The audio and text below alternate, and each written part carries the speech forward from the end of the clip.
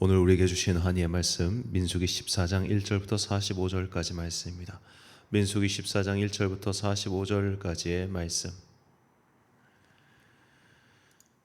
이제 봉독하겠습니다. 하나님의 말씀 경청하십시오. 온 회중이 소리 높여 아우성쳤다. 백성이 밤새도록 통곡하였다. 온 이스라엘 자손이 모세와 아론을 원망하였다. 온 회중이 그들에게 말하였다. 차라리 우리가 이집트 땅에서 죽었더라면 더 좋았을 것이다. 아니면 차라리 우리가 이 광야에서라도 죽었더라면 더 좋았을 것이다. 그런데 주님은 왜 우리를 이 땅으로 끌고 와서 칼에 맞아 죽게 하는가? 왜 우리의 아내들과 자식들을 사로잡히게 하는가? 차라리 이집트로 돌아가는 것이 좋겠다. 그들은 또 서로 말하였다. 우두머리를 세우자. 그리고 이집트로 돌아가자. 모세와 아론은 이스라엘 자손의 온 회중 앞에서 얼굴을 땅에 대고 엎드렸다. 그러자 그 땅을 탐지하고 돌아온 이들 가운데서 눈의 아들 여호수아와 여분의 아들 갈렙이 슬픔에 겨워 자신들의 옷을 찢으며 이스라엘 자손 온 회중에게 말하였다. 우리가 탐지하려고 두루다녀 본 그 땅은 매우 좋은 땅입니다. 주님께서 우리를 사랑하신다면 그 땅으로 우리를 인도하실 것입니다. 젖과 꿀이 흐르는 그 땅을 우리에게 주실 것입니다. 다만 여러분은 주님을 거역하지만 마십시오. 여러분은 그 땅 백성을 두려워하지 마십시오. 그들은 우리의 밥입니다. 그들의 방어력은 사라졌습니다. 주님께서 우리와 함께 계시니 그들을 두려워하지 마십시오. 그러나 온 회중은 그들을 돌로 쳐 죽이려고 하였다. 그때 주님의 영광이 회막에서 온 이스라엘 자손에게 나타났다. 주님께서 모세에게 말씀하셨다. 언제까지 이 백성을 이 나를 멸시할 것이라더냐? 내가 이 백성 가운데서 보인 온갖 표적들이 있는데 언제까지 나를 믿지 않겠다더냐? 내가 전염병으로 이들을 쳐서 없애고 너를 이들보다 더 크고 힘센 나라가 되게 하겠다. 모세가 주님께 말씀드렸다. 이집트 사람들이 들으면 어떻게 합니까? 주님께서는 이미 주님의 능력으로 이 백성을 이집트 사람 가운데서 이끌어내셨습니다. 이집트 사람이 이 땅에 사는 사람들에게 말하면 어떻게 합니까? 이 땅에 사는 사람들은 주 하나님이 이 백성 가운데 계시다는 것과 주 하나님이 얼굴과 얼굴을 마주하여 보이셨다는 것과 주님의 구름이 그들 위에 머물고 주님께서 낮에는 구름 기둥 가운데 계시고 밤에는 불 기둥 가운데 계셔서 그들을 맨 앞에서 걸어가신다는 것을 이미 들었습니다. 그런데 이제 주님께서 이 백성을 한 사람을 처리하듯 단번에 죽이시면 주님께서 하신 일을 들은 나라들은 그들의 주가 자기 백성에게 주기로 맹세한 땅으로 그들을 데리고 갈 능력이 없어서 그들을 광야에서 죽였다 하고 말할 것입니다.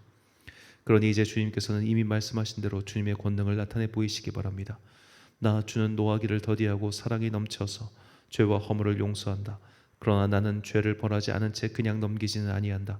나는 아버지가 죄를 지으면 본인뿐만 아니라 자손 3, 4대까지 벌을 내린다 하고 말씀하셨으니 이집트를 떠날 때부터 이제까지 주님께서 이 백성을 용서하신 것처럼 이제 주님의 그 크신 사랑으로 이 백성의 죄를 용서하여 주시기 바랍니다.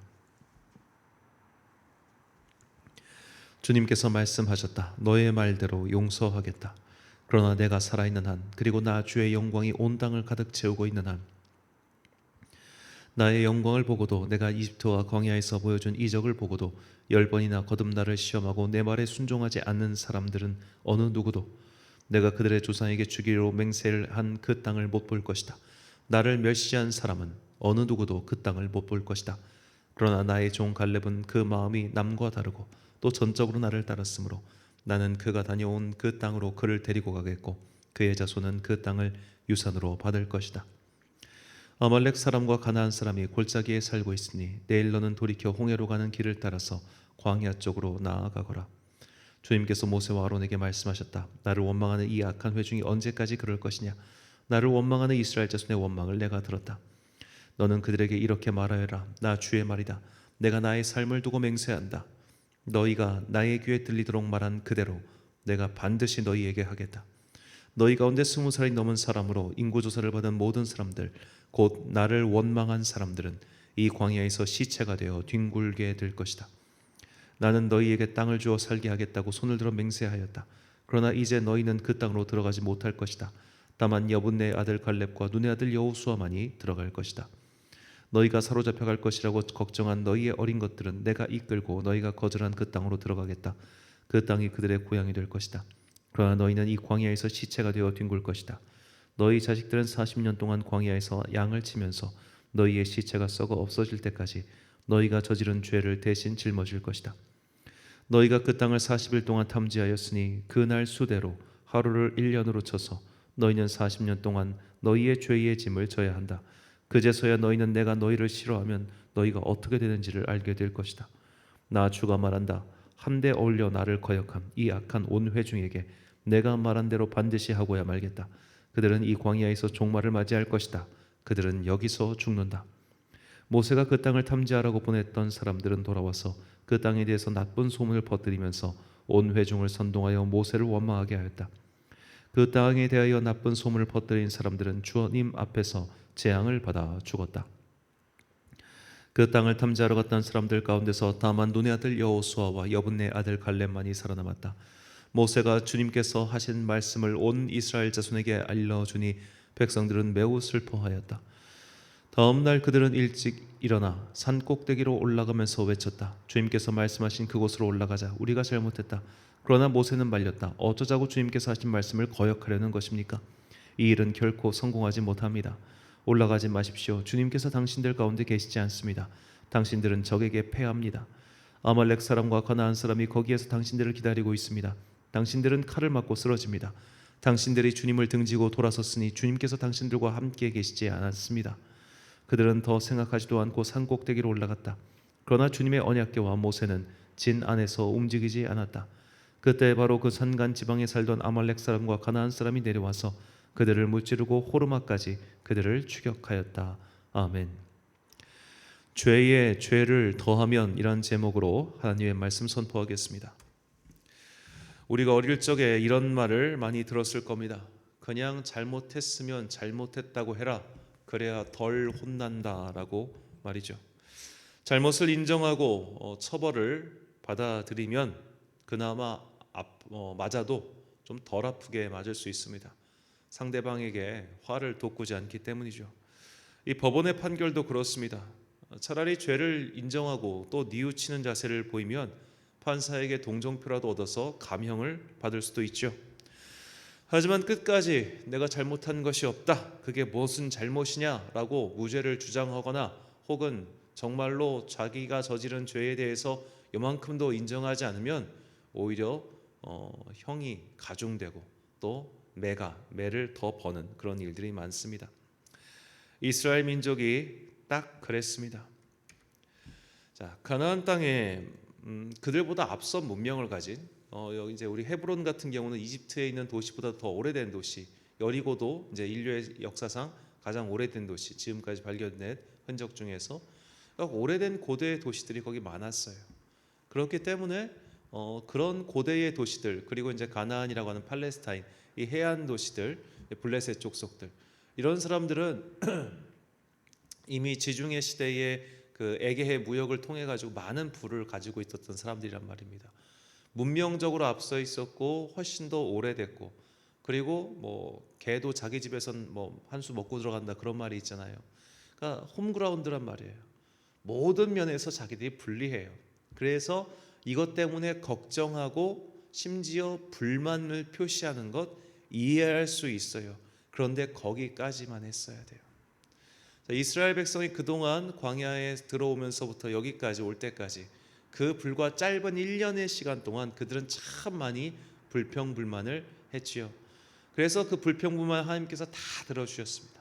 마실 거, 먹을 거 뭐 다 챙겨주셨어요. 그래 여기까지는 내가 참는다. 여기까지는 그래도 내가 참아주겠다. 이런 시간이 계속 이어졌는데 드디어 여기서 선을 넘어버리죠. 먼저 본문 3절 말씀입니다. 어찌하여 여호와가 우리를 그 땅으로 인도하여 칼에 쓰러지게 하려 하는가? 우리 처자가 사로잡히니 애굽으로 돌아가는 것이 낫지 아니하랴. 자, 우리가 2절과 4절에 보면은 이들이 우리가 광야에서 우리가 칼을 맞아 죽는 것보다 광야에서 죽는 게 낫다 그런 말을 하는데 그들이 한 말 그대로 이루어졌죠. 그들은 칼에 맞아 죽지 않고 광야에서 그냥 죽었습니다. 자, 여기까지 불평불만을 표시한다면 사실 이 정도 수준은 지난번에 했던 것들과 크게 다르지 않습니다. 그러니까 여기까지는 참아줄 수 있는 건데 그 다음에 선을 넘어버려요. 본문 10절 말씀. 온 회중이 그들을 돌로 치려 하는데 그때 여호와의 영광이 회막에서 이스라엘 모든 자손에게 나타나시니라. 자, 이 군중들을 설득하고 만류하려는 여호수아와 갈렙을 이스라엘 백성들이 돌로 쳐서 죽이려고 합니다. 자, 여기서부터 선을 넘은 것이죠. 돌로 쳐서 죽인다고 하는 것은 그들에게 죄가 있다는 것을 공인하는 행위입니다.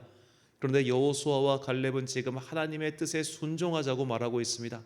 하나님의 뜻에 순종하자고 말하는 자들에게 돌을 던진다고 하는 것은 기실 하나님께 대하여 돌을 던지는 것과 진배 없겠죠. 그래서 하나님께서는 이 돌을 들어 치려고 하는 이스라엘 민중 가운데 나타나셔서 하나님의 거룩한 임재가 임하여서 말씀하십니다. 내가 쟤들 진짜 오래 참았다. 참을 만큼 참았다. 쟤들 다 없애고 내가 모세 너를 통해서 큰 나라를 이루겠다고 합니다.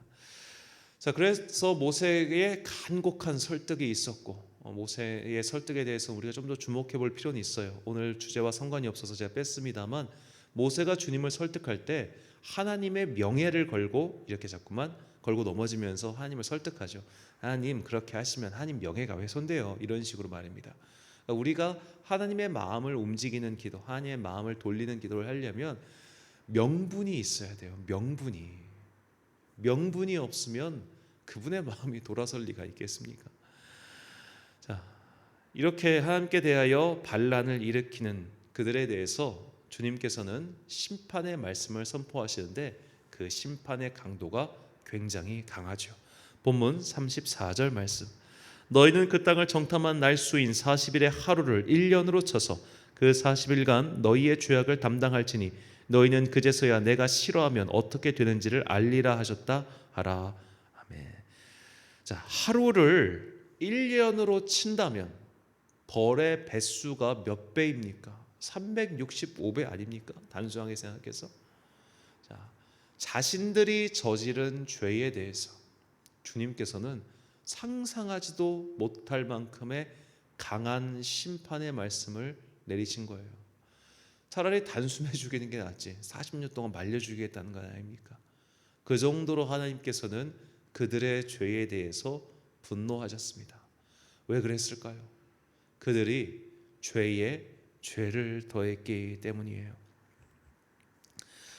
자, 맨 처음에 반항하는 것, 불만을 표시하는 것, 우리가 다 죽게 되었다고 그렇게 징징거리는 것, 거기까지는 참으실 수 있었어요. 또 거기까지는 이전과 다르지 않았어요. 그러나 여호수아와 갈렙을 돌로 쳐 죽이려고 한 것, 거기서부터 선을 넘었어요. 첫 번째 잘못을 했을 때, 그리고 누군가가 그들의 죄를 인정하라고 하며 그들을 만류했을 때 거기서 멈췄고 거기서 회개했더라면 그들은 이렇게 광야에서 비참하게 죽지는 않았을 겁니다.